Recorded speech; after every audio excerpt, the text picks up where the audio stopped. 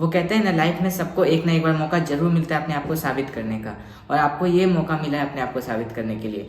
NEET exam में अभी से सिर्फ 2.5 मंथ बचे हुए हैं। इन 2.5 मंथ में ही आपको अपने आप को साबित करना है कि हाँ, आप जो सपना देखे थे, मेडिकल कॉलेज में जाने का सपना देखे थे, डॉक्टर बनने का सपना देखे थे, उसे आप फुलफिल कर पाते हो या नहीं।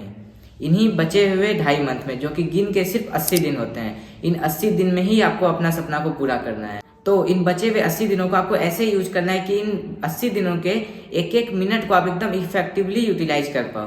तो इसके लिए मैं आपको इस वीडियो में बताने वाला हूँ कि इन 80 दिनों में आपका क्या माइंडसेट होना चाहिए, आपको क्या क्या फॉलो करना है और क्या नहीं करना है। क्या करना है ये जरूरी होता है बताना, क्या नहीं करना है ये भी जरूरी होता है ये जानना कि आपको क्या नहीं करना है। तो इस वीडियो में मैं आपको 5 पॉइंट बताने वाला हूँ जिसको कि आपको एकदम स्ट्रिक्टली फॉलो करना है पूरे 80 दिनों तक, पूरे नीट एग्जाम तक। इन 5 पॉइंट को आपको एकदम अच्छे से फॉलो करना है अगर आप अपना सिलेक्शन चाहते हैं तो। सबसे पहला and most important, stay out of controversy. अभी जो भी कंट्रोवर्सी चल रहा है या आगे नीट एग्जाम तक, मई तक जो भी कंट्रोवर्सी आगे होने वाला है, उन सब चीज़ों से आपको बच के रहना है, उनमें पढ़ना ही नहीं है। अभी जैसे समय रैना का, रणवीर अलावादिया का India is got talent show में जो कंट्रोवर्सी चल रहा है, उसमें आपको बिल्कुल भी नहीं पढ़ना है। किसी का सपोर्ट नहीं करना है, ना ही गवर्नमेंट का सपोर्ट करना है, ना ही कोई पार्टी का सपोर्ट करना है, ना ही उनका सपोर्ट करना है। किन्हीं का भी आप सपोर्ट करते हैं तो आपका ही नुकसान होगा।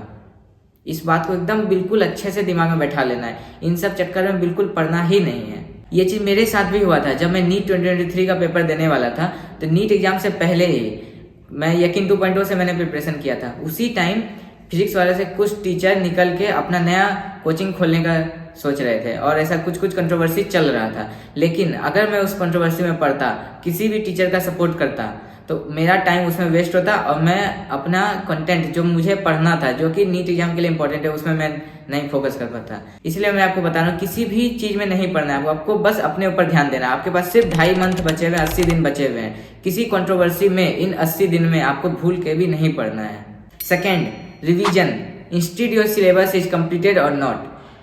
सिलेबस कंप्लीट हो या ना हो, आपको रिवीजन करते रहना है। इन बचे हुए 80 दिनों में नीट एग्जाम तक डेली आपको रिवाइज करते हुए चलना है। डेली सिलेबस कंप्लीट नहीं होता है, किसी का नहीं होता। आप किसी से भी पूछ लो, एग्जाम से एक दिन भी पहले अगर पूछोगे तो मेजोरिटी का आंसर यही रहेगा कि मेरा सिलेबस नहीं कंप्लीट हुआ, कुछ ना कुछ टॉपिक बच ही जाता है। इसलिए ये कभी मत सोचो कि सिलेबस कंप्लीट होगा तब हम रिवीजन करने बैठेंगे। अभी से 80 दिनों तक लगातार डेली आपको रिवीजन करना है। अपने शेड्यूल में ऐड कर लो रिवीजन को, तभी आप सिलेक्शन का सोचो। और रिवीजन इस वक्त आपको अपने नोट्स से करना है और एनसीईआरटी से करना है। नोट्स को एकदम अच्छे से, अपना जो आपने बनाया हुआ नोट्स, उसको एक एक पेज को एकदम अच्छे से पढ़ना है। वो पेज का फोटो आपके दिमाग में सेट हो जाना चाहिए। और एनसीईआरटी को पढ़ना है। एनसीईआरटी का जितना मल्टीपल टाइम आप रिवीजन कर सकते हो। सिलेबस आपका कंप्लीट हो गया होगा, नहीं हुआ होगा, आप अभी सिलेबस कंप्लीट कर रहे होंगे, लेकिन फिर भी आपको रिवीजन करना स्टार्ट कर देना है अब से। और शॉर्ट नोट्स अगर आप नहीं बनाए तो शॉर्ट नोट्स अभी आप बनाना स्टार्ट कर दीजिए। नोट्स जो आप रिवीजन कीजिएगा उसी को 1 से 2 पेज में आप लिखने का कोशिश कीजिए, कंसाइज करके, ताकि लास्ट के 1 मंथ में आपका नोट्स नहीं काम आएगा। अभी आप नोट्स से रिवीजन करें, लेकिन लास्ट के 1 मंथ में 30 दिन में आपको अपने शॉर्ट नोट्स से रिवीजन करना है। क्योंकि आपको 1 मंथ में पूरा 11-12 का सिलेबस रिवाइज करने के लिए नोट्स कभी यूजफुल नहीं आएगा। इसीलिए आपको शॉर्ट नोट्स बनाना है। नहीं अगर बना रहे हैं तो बनाना स्टार्ट कर दीजिए। एंड अगर आप मेरे शॉर्ट नोट्स को रेफरेंस के तौर पे यूज करना चाहते हैं तो मैं अपने शॉर्ट नोट्स को फिजिक्स का, मेनली फिजिक्स और ऑर्गेनिक केमिस्ट्री का सारा शॉर्ट नोट्स मैंने अपने टेलीग्राम चैनल पे अपलोड किया हुआ है। आप जाके देख सकते हैं, लिंक डिस्क्रिप्शन में टेलीग्राम चैनल का। एंड रिवीजन के लिए जो आप क्वेश्चन प्रैक्टिस करेंगे वो बिल्कुल स्पेसिफिक होना चाहिए, NCERT based and NEET oriented ही होना चाहिए। क्वेश्चन प्रैक्टिस करने के लिए आप किसी भी स्टैंडर्ड कोचिंग मॉड्यूल, डीपीपी या बुक्स का फॉलो कर सकते हैं, लेकिन नीट के लेटेस्ट पैटर्न के according NCERT based question practice करने के लिए आप नीट प्रेप एसेंशियल का अभ्यास बैच को यूज कर सकते हैं, जिसमें आपको इनकरेक्ट क्वेश्चन मार्क एनसीईआरटी मिलता है। जिसमें आप अगर एनसीईआरटी बेस्ड क्वेश्चन प्रैक्टिस करते हो ऐप पे, और अगर वो क्वेश्चन आपसे गलती हो जाता है तो वो आपकी एनसीईआरटी की पीडीएफ में ही रेड कलर से हाईलाइट हो जाएगा, और आप उस हाईलाइटेड टेक्स्ट पे क्लिक करके वैसे क्वेश्चन को मल्टीपल टाइम प्रैक्टिस कर सकते हो और एनसीईआरटी बेस्ड क्वेश्चन को और स्ट्रॉन्ग बना सकते हो, क्योंकि एग्जाम में भी एनसीईआरटी के क्वेश्चन ही आते हैं।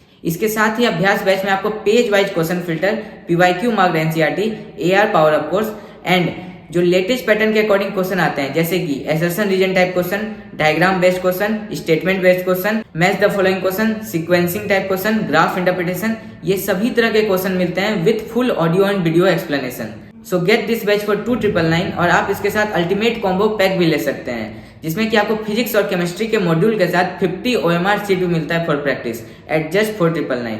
सो go and boost up your preparation. And अभी आप अगर अभ्यास बैच को लेते हो तो इसके साथ ही आपको अभ्यास एसेंशियल का भी एक्सेस फ्री मिलता है, जिसमें कि हर एक चैप्टर्स के 75 to 100 very high yield question included हैं, इंक्लूडिंग इन टेक्स्ट के क्वेश्चन, बैक एक्सरसाइज के question and solve example with all the PYQs from 2019 to 2024। So go and boost up your preparation, link in the description. तो question practice आपको कहाँ और कैसे करना है रिवीजन के लिए, ये तो मैंने आपको बता दिया। एंड थर्ड पॉइंट जो है टेस्ट देना, इररिस्पेक्टिव ऑफ सिलेबस कंप्लीट और नॉट, सिलेबस कंप्लीट हो या ना हो आपको टेस्ट देना है। एंड अभी से आपको कोशिश करना है फुल सिलेबस टेस्ट देने का। फुल सिलेबस अगर नहीं भी दे पाते हो तो पार्ट टेस्ट तो जरूर से जरूर देना है। फुल सिलेबस आप अभी देना स्टार्ट कर दो तो बहुत अच्छा है, नहीं तो 10-15 दिन में आप स्टार्ट कर दो, क्योंकि इससे ज्यादा लेट मत करो। फुल सिलेबस टेस्ट जितना ज्यादा आप दोगे उतना ज्यादा आपका मार्क्स इंप्रूव होगा। एंड सिलेबस को जल्दी से जल्दी कंप्लीट करने का कोशिश करो एंड टेस्ट देते रहो। अभी तो हर संडे टेस्ट दो एंड हो सके तो बीच में और एक दिन टेस्ट दो, मतलब वीक में 2 टेस्ट देने का कोशिश करो। टेस्ट बहुत ज़्यादा इंपॉर्टेंट है और टेस्ट के साथ उसका एनालिसिस भी इंक्लूडेड होता है। मैं जब भी टेस्ट बोलता हूँ उसके साथ इसका मतलब है कि एनालिसिस भी करना है, बस टेस्ट दे के छोड़ देना है फिर दूसरा करना है ऐसा बिल्कुल नहीं। टेस्ट देना है उसके साथ उसका एनालिसिस भी करना है। एंड फोर्थ पॉइंट, डोंट जज yourself on the basis of test. Test के जो मार्क्स आता है उसके बेसिस पे अपने आप को जज नहीं करना है, ना ही ओवर एस्टिमेट करना है ना ही अंडर एस्टिमेट करना है, क्योंकि टेस्ट में मार्क्स ऊपर नीचे आते जाते हैं। और जो नीट का जो मेन एग्जाम होता है, अगर मैं आपको रियलिटी में बताऊं तो जो नीट का पेपर होता है, आप जितना भी टेस्ट दे दो उन सबसे आसान आपको मिलेगा नीट का पेपर। आपको अभी हार्ड लग रहा होगा क्योंकि आपने सही से प्रिपरेशन नहीं किया है। आपका जब सिलेबस कंप्लीट हो जाएगा, बहुत सारा जब फुल मॉक टेस्ट दे दिए होंगे, तब जाके आप जब नीट का टेस्ट देंगे, मेन 5 मई को जो एग्जाम देंगे, तब आपको पता चलेगा कि जो 5 मई को पेपर आएगा ना, वो अभी तक जितना भी आप पेपर दिए होंगे उससे सबसे आसान आने वाला है। इसलिए अपने आप को कभी भी ओवर एस्टिमेट या अंडर एस्टिमेट नहीं करना है। इससे मैं भी रिलेट कर सकता हूँ। जैसे कि मैं जब टेस्ट देता था नीट 2023 के टाइम, तो उस समय मैंने आपको बताया था कि मैं PW का ऑफलाइन टेस्ट सीरीज ज्वाइन किया था लास्ट के 1 मंथ के लगभग में। तो उस समय जब मैं टेस्ट देता था, उस समय मेरा कितना 550 से 600 के बीच में लगभग मार्क्स आता था। तो उस समय जो टेस्ट का जो रिजल्ट आता था, उस सेंटर पे जितना भी टेस्ट देता था उसमें से कुछ 2-3-4 बच्चे थे जिनका कि हमेशा की 700 से ऊपर नंबर आता था, हमेशा लगभग आता था। और हम देखते थे मेरा हमेशा टॉप में तो नहीं रहता था, थोड़ा नीचे ही रहता था हमेशा। लेकिन जब मेन नीट एग्जाम हुआ फाइनल, जब उसका रिजल्ट आया तो उन लोगों का 3-4 को जिनका कि 700 से ऊपर हमेशा रहता था, उनका नाम ही नहीं रहा ऊपर सिलेक्शन में उनका नाम ही नहीं था। इसलिए इस चीज को देख के आपको कभी भी अपने आप को ओवर एस्टिमेट नहीं करना है और ना ही अंडर एस्टिमेट करना है कि मेरे से ज्यादा सबका आ रहा है तो मेरा हो ही नहीं सकता है। और अगर ऐसा हो रहा है कि आपका फुल मार्क्स आ रहा है तो ये भी नहीं सोचना है कि अभी फुल आ रहा है तो लास्ट में नीट एग्जाम में भी मेरा और अच्छा नंबर ही आएगा। मेहनत करते रहना है। इन 80 दिनों में आपको डेली मेहनत करते जाना है और इम्प्रूव अपने आप को करते रहना है। Fifth and the last point, fix your time table for everything. NEET day जो कि 5 तारीख को होने वाला है, उसके अकॉर्डिंग अपने आप को अभी से प्रिपेयर करना स्टार्ट कर दो। जैसे कि उस दिन 2 से 5 के बीच में आपका टेस्ट होगा, तो अभी भी आप जब भी टेस्ट दो तो कोशिश करो 2 से 5 के बीच में ही दे, क्योंकि उस टाइम आपको बिल्कुल एक्टिव रहना बहुत ज़्यादा जरूरी है। और अभी से धीरे धीरे वैसा शेड्यूल अपना बनाने लगो। और अगर दोपहर में आप अगर सोने का आदत है तो उसको बिल्कुल छोड़ दो। दोपहर में आपका माइंड एकदम बिल्कुल एक्टिव रहना चाहिए 2 से 5 के बीच में, इसलिए दोपहर में सोने का आदत हटा दो, धीरे धीरे हटाने का कोशिश करो। और जो आप टाइम टेबल बनाते हो तो उसमें मिनिमम 15 से 16 घंटा तो पढ़ने के लिए होना ही चाहिए। अगर आपका 15 से 16 घंटा अभी नहीं हो रहा है आपका टाइम टेबल में पढ़ाई, तो आप भूल जाओ सिलेक्शन के लिए। लास्ट टाइम बहुत ज़्यादा क्रूशियल होता है, क्योंकि आप साल भर कितना भी पढ़ लो, अगर लास्ट टाइम आप सही से रिवाइज नहीं किए, लास्ट टाइम आप दोबारा से सब चीज़ नहीं एक बार गो थ्रू किए, तो आपका कोई फायदा नहीं होगा। आधा चीज़ आपका दिमाग से निकल जाएगा, आपको लगेगा कि आता है, लेकिन दिमाग में उस टाइम नहीं याद आएगा। इसलिए लास्ट टाइम बहुत ज़्यादा इंपॉर्टेंट है, पूरा जी जान लगा के आपको अभी पढ़ना है। इसलिए 15 से 16 घंटा मिनिमम तो आपको रहना ही चाहिए टाइम टेबल में। अभी के टाइम पे सब चीज़ भूल जाओ, पूरा दुनिया में क्या चल रहा है, कौन कहाँ क्या किससे हो रहा है, सब चीज़ भूल जाओ। बस एक चीज़ दिमाग में रखो कि अभी बस 2.5 मंथ बचे हुए हैं, मेरे पास 80 दिन बचा हुआ है गिन के, और इन 80 दिन में ही हमको अपने आप को साबित करना है। बस ये दिमाग में रखो और प्योरली नीट ओरिएंटेड हो जाओ। एकदम दिन भर सुबह शाम आपके दिमाग में भी सिर्फ और सिर्फ नीट ही चलना चाहिए और ज़्यादा कुछ नहीं सोचना है। बस अपना ये माइंड में रखना है कि हमको अपना 100% देना है, नीट ओरिएंटेड रहना है, नीट के लिए तैयारी करना है और 5 मई को अपना 100% देना है। 5 मई के बाद देखा जाएगा पूरा दुनिया में क्या चल रहा है, कहाँ कंट्रोवर्सी हो रहा है, क्या हो रहा है। अभी केवल और केवल अभी नीट पे ध्यान देना है, क्योंकि यही 2.5 मंथ आपका डिसाइड करेगा कि आप सेलेक्ट होके डॉक्टर बनोगे या ड्रॉपर बनोगे। इसलिए बिल्कुल अच्छे से 2.5 मंथ को यूटिलाइज करना है। और ये जो मैंने 5 बात बताया, इसको आपको इन बचे हुए 80 दिनों में फॉलो करना है। कौन कौन सा बताया? सबसे पहले स्टे आउट ऑफ कंट्रोवर्सी, कोई भी कंट्रोवर्सी में नहीं पड़ना है। दूसरा रिवीजन, आपको डेली रिवीजन करते हुए चलना है। तीसरा टेस्ट, आपको टेस्ट देते हुए चलना है। फुल सिलेबस नहीं दिया तो जल्दी से स्टार्ट कर दो देना। और चौथा, टेस्ट के बेसिस पे, टेस्ट के मार्क्स के बेसिस पे अपने आप को जज नहीं करना है। माइंड में ये नहीं बैठाना है कि नहीं मेरे से तो होगा ही नहीं, बहुत बच्चा का आगे जा रहा है टेस्ट का मार्क्स, मेरा तो रुक सा गया है। ऐसा बिल्कुल नहीं सोचना है। अपना रेस में दौड़ते जाना है, भले आप पीछे हो लेकिन दौड़ते जाना है।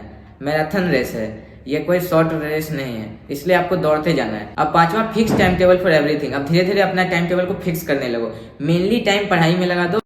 1 एंड लास्ट एडवाइस जो कि मैं आपको देना चाहता हूँ, don't go for perfection, go for completion. क्योंकि परफेक्शन आपको सिलेक्शन दिलवाए ये जरूरी नहीं है, लेकिन अगर आपका सिलेबस कंप्लीशन रहेगा तो आपको सिलेक्शन जरूर मिल सकता है। इसलिए परफेक्शन के पीछे मत भागो, कंप्लीशन के पीछे भागो। एंड आपको कहीं भी कुछ भी प्रॉब्लम आता है तो आप कमेंट सेक्शन में बेझिझक कमेंट कर सकते हो। I will definitely try to help you. All the very best.